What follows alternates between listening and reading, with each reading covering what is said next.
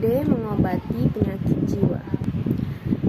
Metode terapi yang tersedia untuk mengobati mereka yang memiliki penyakit mental umumnya jatuh ke dalam salah satu dari 3 kategori: psikologis, psikotri, atau fisik.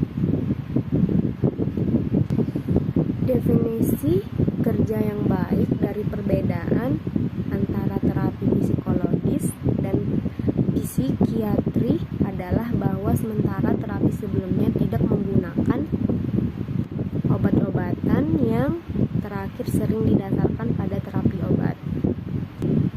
Mari kita bahas secara singkat masing-masing teknik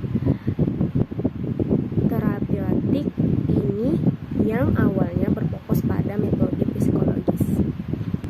Terapi psikologis, terapi psikoanalisa mengklaim bahwa metode munculnya sebagai akibat dari konflik yang belum terselesaikan antara komponen kepribadian individu.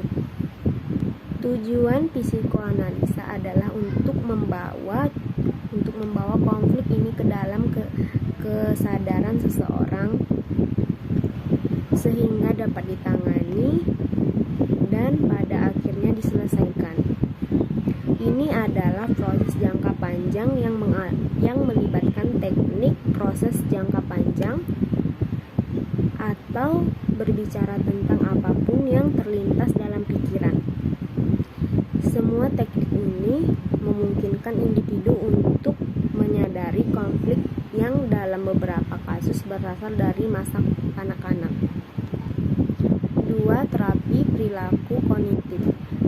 Terapi kognitif mencoba untuk mengembangkan kedua teknik modifikasi perilaku, kebiasaan, dan prosedur yang ditunjukkan untuk mengidentifikasi dan mengubah keyakinan negatif atau maladaptif.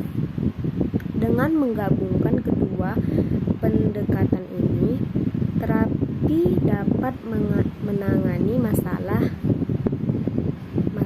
langsung dari serangan panik dan juga menyelidiki lebih dalam alasan dibalik serangan ini untuk memungkinkan pengguna layanan menghargai dasar psikologis dari masalah mereka.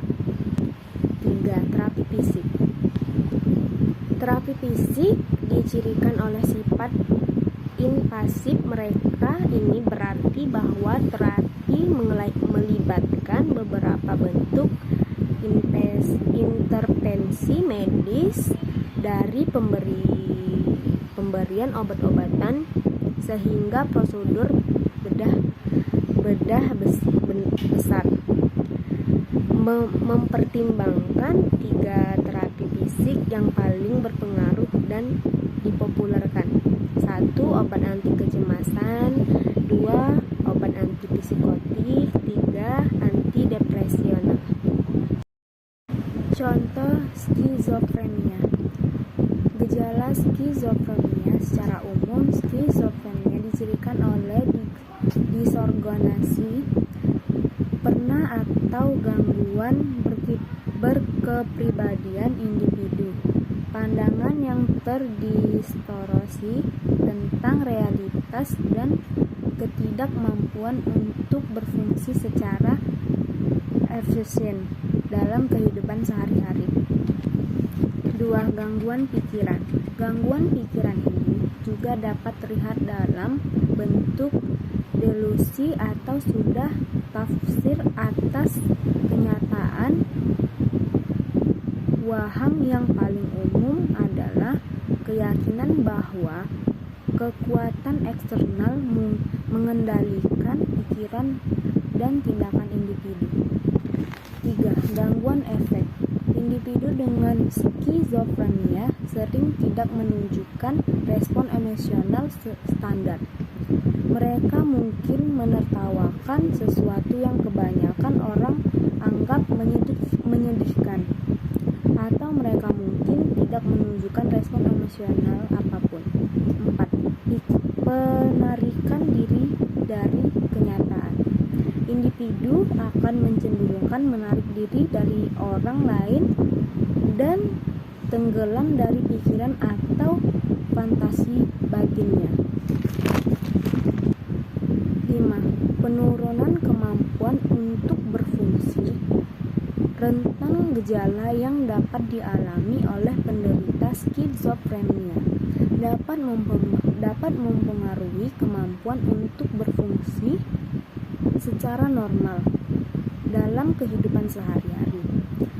Konsekuensinya adalah mereka mungkin tidak dapat dipertahankan pekerjaan, hubungan interpersonal mereka mungkin terganggu dengan kebersihan pribadi mereka dapat diabaikan.